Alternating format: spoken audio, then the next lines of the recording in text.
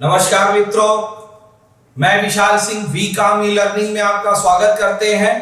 आज हम आपको कंपनी के विषय में बताएंगे, जिसके विषय में सर्वप्रथम history of the company act, company act के क्या इतिहास रहे हैं उसकी कुछ डिटेल्स जानकारी आपको अनिवार्य है, क्योंकि अभी तक जो मूल रूप में हमारे यहाँ कंपनी एक्ट चल रही है उसे हम कंपनी एक्ट 2013 के नाम से जानते हैं। जैसा कि आप जानते ही हैं, भारत में गुलामी के शासन में अंग्रेजों के द्वारा यहाँ पर कंट्रोल करने के लिए ईस्ट इंडिया कंपनी की स्थापना की गई थी। अब हम थोड़ा सा 1947 के पीछे की स्थिति को बताना चाहेंगे। सर्वप्रथम विश्व में कंपनी शब्द को परिभाषित करने के लिए यह शब्द इंग्लैंड से लिया गया है। भारत में कंपनी में इंग्लैंड के कंपनी एक्ट का अनुसरण किया गया, जिसको हम ज्वाइंट स्टॉक कंपनी के नाम से जानते हैं। इंग्लैंड में कंपनी एक्ट 1844 के आधार पर बनाई गई थी, जो कि 1850 में पूर्ण रूप से उसे लागू किया गया था, जिसमें कंपनियों का गठन, उनकी कार्य रूप के विषय में बताई गई। जैसा कि एक शब्द लॉ में आप ध्यान रखिएगा, हमेशा अमेंडमेंट शब्द होता है, क्योंकि आवश्यकता के अनुसार, मांग के अनुसार कानून में परिवर्तन होते रहते हैं। इसमें सर्वप्रथम परिवर्तन 1860 में, क्योंकि बैंकिंग सेक्टर और इंश्योरेंस सेक्टर को इसके अंतर्गत बाहर रखा गया था, तो लिमिटेड लायबिलिटीज के अंतर्गत यहां पर बैंकिंग और इंश्योरेंस सेक्टर को लाई गई। सबसे बड़ा परिवर्तन 1936 में भारत में इंडियन कंपनी एक्ट कहा जाने लगा। यह ध्यान रखिएगा, इसके पहले ज्वाइंट स्टॉक कंपनी ही कंट्रोल किया करती थी, जिसको आप रजिस्ट्रेशन के लिए मद्रास तथा कोलकाता हाई कोर्ट में आपको अपील दायर करना पड़ता था। कंपनी एक्ट में 1936 में सबसे बड़ा अमेंडमेंट किया। सबसे सर्वप्रथम नाम के ही आधार पे इंडियन कंपनी एक्ट कहा जाने लगा। इसके पूर्ववर्त नाम आप जानते हैं, ज्वाइंट स्टॉक कंपनी के नाम से जानी जाती थी। इसके पहले आप कंपनी का जब रजिस्ट्रेशन कराएंगे तो Bombay high court, Madras high court, Kolkata high court में आपको अपील दायर करनी थी, वहां से आपको पावर मिलता था। लेकिन ये सब चीजें समाप्त करते हुए कंपनियों का डेवलपमेंट हो, अनएम्प्लॉयमेंट कम हो, प्रोडक्शन ज्यादा हो, लेकिन मूल उद्देश्य प्रॉफिट इंग्लैंड जाए, इस आधार को बेस बना के कंपनियों का निर्माण किया गया, जिसके अंतर्गत board of director, managing director, working function को ऑलरेडी सारी चीजों को डिफाइंड किया गया।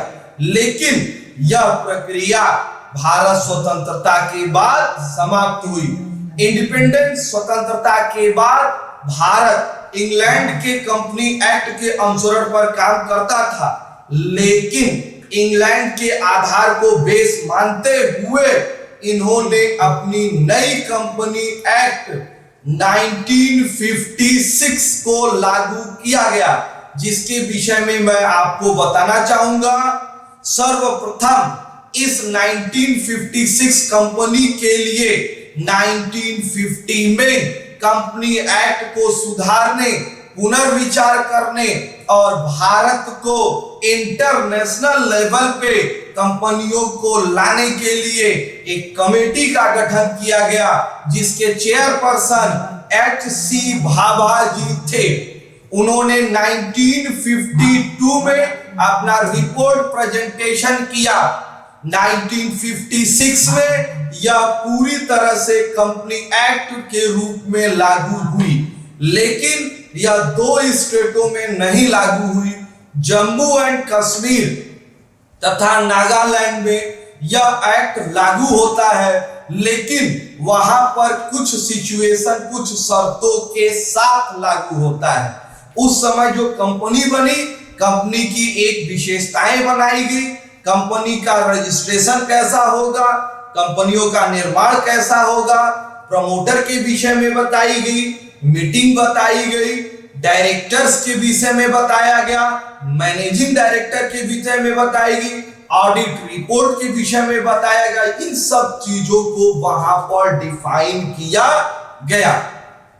उसके बाद भारत में ग्लोबल चेंजिंग के लिए वर्ल्ड लेवल पर अपने इकोनॉमिक्स व्यवस्था को विकास की धुरी पर तेजी से दौड़ाने के लिए, विकासशील राष्ट्र में आगे बने रहने के लिए कंपनियों में विशेष आवश्यकता का रूप महसूस होने लगा। इस पर सरकार ने सन 2000 में कॉरपोरेट गवर्नेंस की स्थापना की, जिसमें उसने कहा गया कि हम कंपनी एक्ट में मूलभूत परिवर्तन करेंगे, जिसके अंतर्गत नई कंपनी एक्ट 2013 की स्थापना की गई।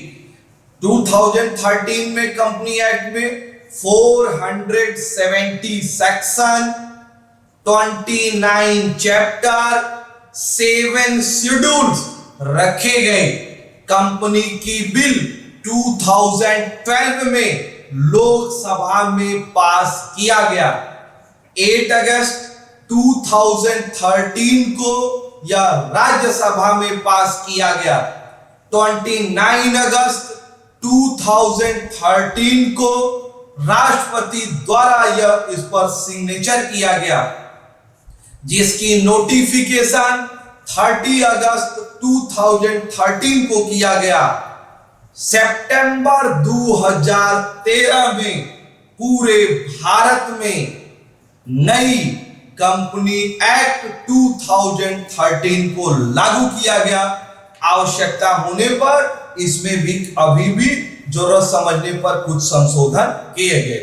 आज हमने आपको कंपनी एक्ट 2013 हिस्ट्री बताई। यह बहुत रुचिकर है, आपके नॉलेज को डेवलपमेंट करता है। आपने मेरा पूरा वीडियो देखा, इसलिए मैं आपको धन्यवाद करता हूं। आप इस जानकारी को लोगों में ज्यादा से ज्यादा इसको लाइक करें, शेयर करें और सब्सक्राइब करें, जिससे आप अपनी नॉलेज को बढ़ा सके। आप अपने स्वास्थ्य का पूरा ख्याल रखें। नमस्कार।